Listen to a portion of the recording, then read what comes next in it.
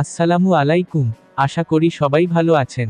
আজ রোজ মঙ্গলবার 4 ফেব্রুয়ারি 2025। স্বর্ণ ও রূপার আজকের বাজার দর। দেশের বাজারে আবারও বাড়ানো হয়েছে স্বর্ণের দাম।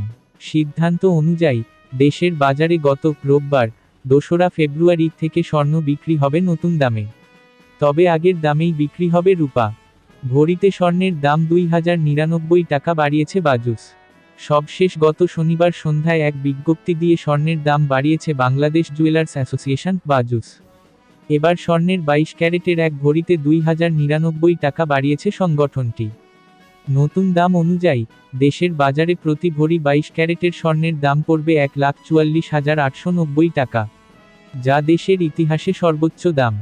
এছাড়া 21 ক্যারেটের প্রতি ভরি 1,38,300 টাকা, 18 ক্যারেটের প্রতি ভরি 1,18,541 টাকা এবং সনাতন পদ্ধতির প্রতি ভরি স্বর্ণের দাম 97,476 টাকা নির্ধারণ করা হয়েছে।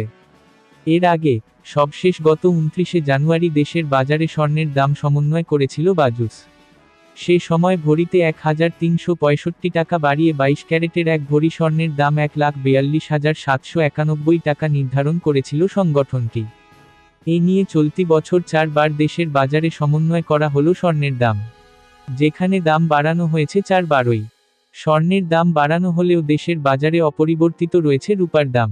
দেশে 22 ক্যারেটের এক ভরি রূপা বিক্রি হচ্ছে 2,578 টাকায়।